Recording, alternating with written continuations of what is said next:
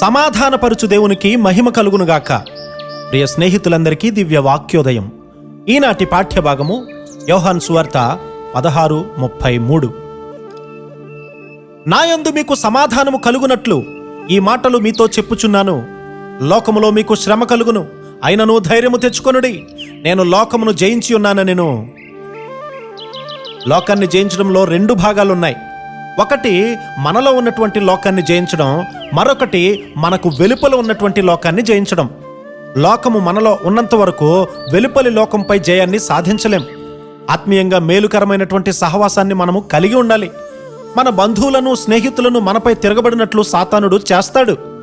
మన హృదయాలను మనం పరీక్షించుకొని లోపల ఉన్నటువంటి అరణ్యము నుండి విడుదల పొందాలి. లోకము హృదయంలో చచ్చిన స్థితిని తీసుకుని వస్తుంది.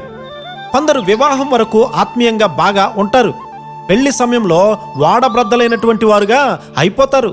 లోపల ఉన్నటువంటి లోకపు కోరలు చాచి దిగమరింగాలని చూస్తూ ఉంది. దాని విష వలయం నుండి ఎవరు కూడా బయటపడలేరు. లోకత్వంతో నిండినటువంటి సమాజంలోనూ, నిజమైన క్రైస్తవ్యము లేని గృహాలలోనూ మనం పెరిగాము. లోకము దాని ఆశలు హృదయంలోనికి చేరాయి. ఒక దినాన అవి బయటకు లేచి మనలను ఆత్మీయంగా దిగజారుస్తాయి. మొదట హృదయం లోపల ఉన్నటువంటి లోకాన్ని జయించాలి, తరువాత వెలుపల ఉన్నటువంటి లోకాన్ని జయించగలుగుతాము.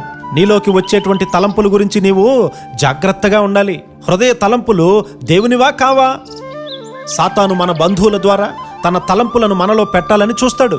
ఎందుకంటే మనము వారి సలహాలను సులభంగా తీసివేయలేము గనుక. యేసుక్రీస్తు వారి యొక్క హృదయములో లోకము అస్సలు లేదు. కాబట్టి వెలుపటి లోకాన్ని ఆయన పూర్తిగా జయించగలిగారు. మనము మన హృదయాలను దేవుని వాక్యంతో నింపుకున్నప్పుడు లోకపు తలంపుల నుండి కాపాడబడగలుగుతాము. పరిశుద్ధాత్మ అగ్ని తన ప్రకాశమంతటితో నీలో ఉన్నట్లయితే అది నీలో ఉన్నటువంటి స్వీయాన్ని, లోకమును తరిమివేస్తుంది. పరిశుద్ధాత్మ దేవుడు నీ ఆత్మను నడిపిస్తే నీవు యేసుక్రీస్తు వలె మారిపోతావు. నీలో నుండి లోకము తీసివేయబడితే దేవుడు నీలో పనిచేయడానికి సులువవుతుంది. యేసుక్రీస్తు వారు నేనెన్నడూ ఒంటరిగా లేను అని చెప్పారు కదా. ఆయనలో లోకం లేదు కాబట్టి ఆయనెన్నడూ కూడా ఒంటరిగా లేడు. తండ్రి ఎల్లప్పుడూ కూడా ఆయనతోనే ఉన్నారు. మనతో కూడా తండ్రి ఉండే కృపాధన్యత ఆయనే మనకు అనుగ్రహించునుగాక. ఆమేన్.